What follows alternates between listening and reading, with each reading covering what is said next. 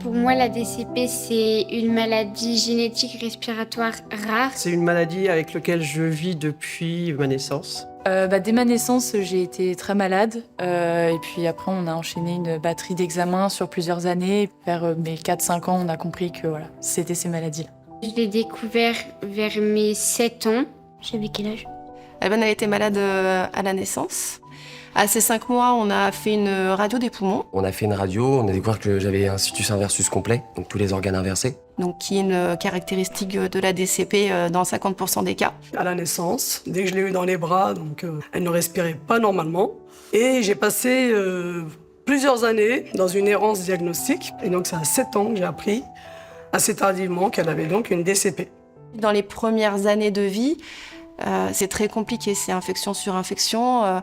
C'est le système ORL qui est très attaqué en fait, énormément d'otiques, de douleurs. Ça a été de nombreuses années très compliquées parce qu'il faut apprendre à découvrir la maladie, la connaître, les symptômes, ce qu'il faut surveiller. Aujourd'hui, c'est bien.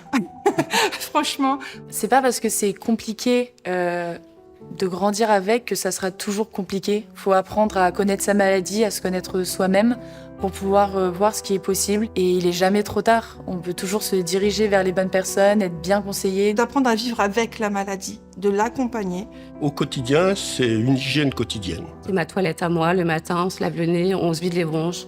Et puis bien évidemment, la kinésithérapie. J'ai toujours revendiqué le fait que, oui, je me mouche et j'ai pas le choix parce que je suis malade. Par exemple, moi, j'ai pas de goût ni d'odorat. Jamais je vais pouvoir sentir une fleur ou savoir quel goût ça a, telle nourriture ou telle nourriture. Donc du coup, ça, c'est vraiment un côté négatif. Il y a des choses que j'avais du mal à faire, effectivement, par rapport à des copains, des copines à l'école. Mais j'avais mes petites victoires quand même. Et même si pour d'autres, c'était normal, pour moi, c'était quand même quelque chose d'un peu exceptionnel. Considéré comme non standard, c'est un terme que j'aime bien et qui me va bien. Donc non standard. Je me sens un petit peu différente, mais j'arrive quand même à avoir du recul et à me dire que c'est pas grave. Je vois que j'ai la maladie, mais en même temps, je vis pas pour la maladie. Je fais beaucoup de choses. Je suis très sportive, donc ça m'aide à réduire les séances de kinésithérapie. Ne te renferme pas dans la pathologie, oublie-la un peu. Souffle, cours, même si c'est difficile. Je prends de la ventoline avant le sport, mais j'arrive quand même à en faire.